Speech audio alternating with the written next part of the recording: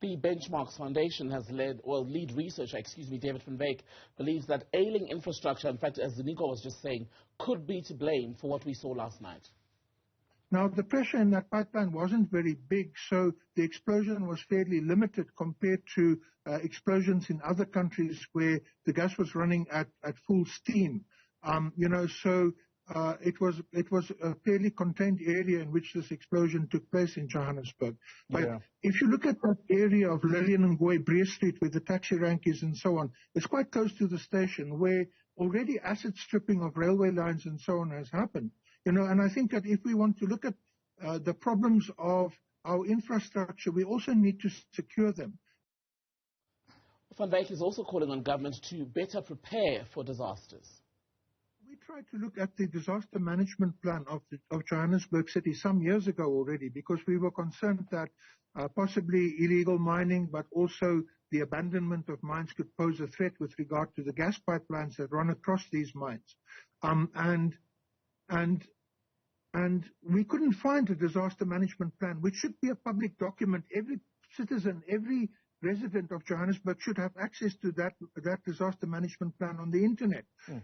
We also discovered that there's one disaster management officer for every 80,000 residents. Then that's really ridiculous. You can't have that imbalance between disaster management officers and the number of residents in the town. Well, for more on that story, we're joined by Wits University Civil and Environmental Engineering Professor Elvin. Professor Elvin, good evening to you. Thanks for your time tonight. Firstly, difficult that we have this conversation about 24 hours after the fact, and we are still none the wiser as to what exactly caused this explosion in the city of Johannesburg. Is it a surprise, or given the kind of explosion should be expected? Good evening, Kathy, and good evening to the viewers and listeners. That is a difficult question. Should we expect it? I would say, in my opinion, that this is a very unusual event, a very, very unusual event.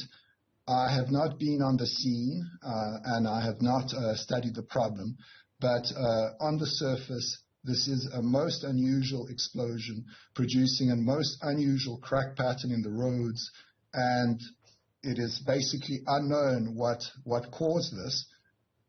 There are and could be many hypotheses of what caused this, but to jump to the conclusions of any one variety or another, in my opinion, is premature. But I can assure you that this is a most unusual event, and does not occur very often. You use the term unusual, and I take it you do it deliberately. That is a very informed opinion on your side. Bring us a bit into the perspective that you carry into making this opinion. Why is it so unusual?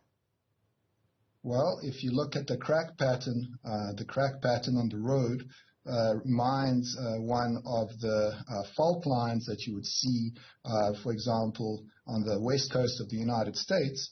And we definitely know that we are not in an earthquake zone. So this highly unlikely was caused by an earthquake, but the pattern certainly looks like a prolonged crack along the length of the road. And in some places, the road is up. In some places, the road is down. It implies that something occurred under the surface.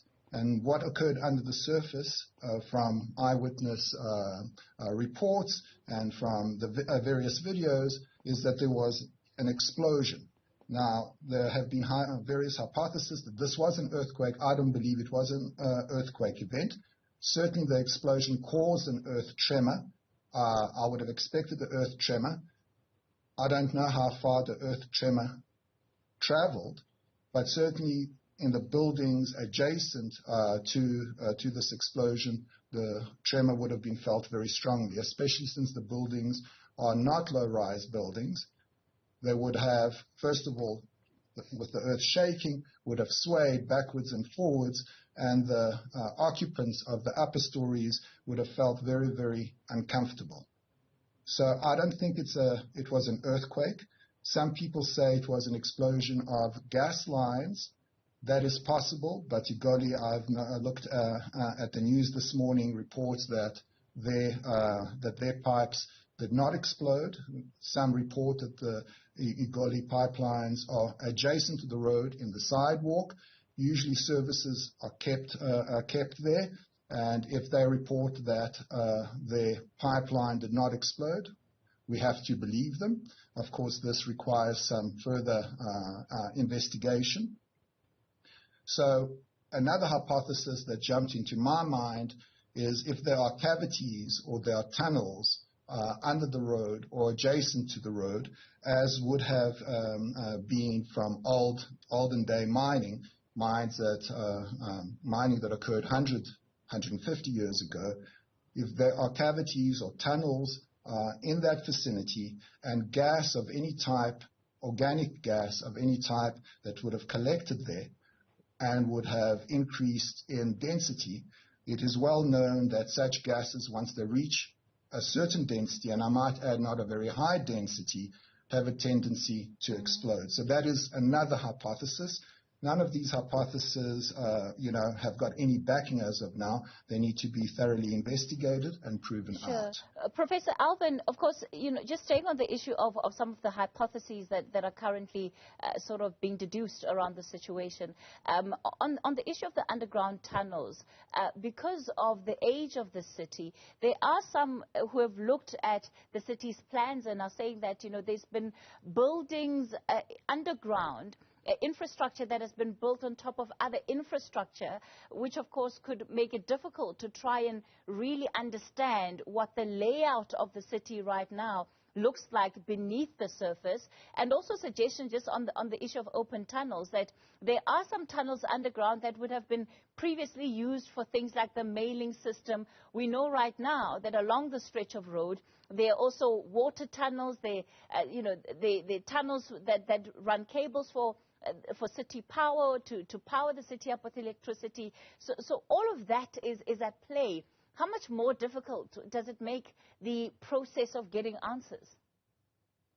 Well, look, it is very standard for a city to have services. Services would include things like cables, be they cables for electricity, be they pipe work for water, be they pipe work for sewers, telephone lines, fiber, etc., gas lines. So all this is very, very standard.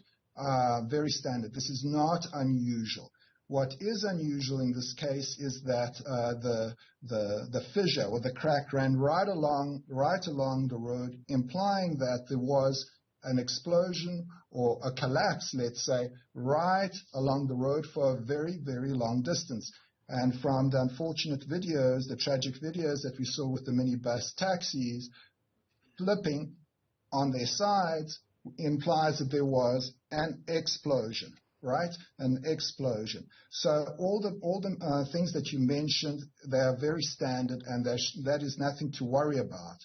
If any of these open pipes or open cavities or open tunnels start to collect, let's call it gas, and the gas could be naturally occurring from the soil, or the gas could be leaking from, let's say, the Igoli pipelines, little by little.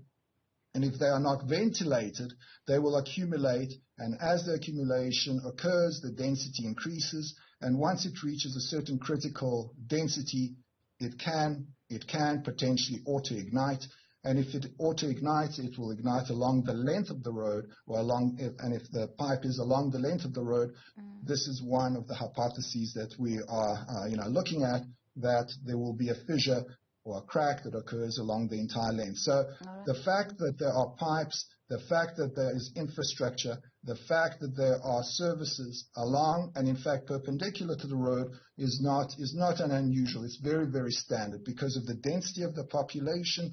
Everybody requires service delivery, so those are the pipes that would deliver to the high density in an urban setting. So that is not unusual. All right. Somewhat unusual for Johannesburg is the old history of, these tunnels, for example, the postal tunnels that you mentioned, or in fact mining tunnels that might have not been used for a century. Those too might have, collected certain gases that I'm looking at that as the highest probability of what actually ignited. All right. So sorry, please continue. All right. Professor Alex Elvin, we're going to have to leave it there. Unfortunately, we're completely out of time for this conversation. I suppose when we have the conversation in future, hopefully by then there'll be clearer answers, and so we can really get to the bottom of whether this incident could have been prevented, which is really one of the big questions that's going to arise out of the situation. Still frightening that we don't know what ignited and whether that thing at this point is safe and may not cause another crisis.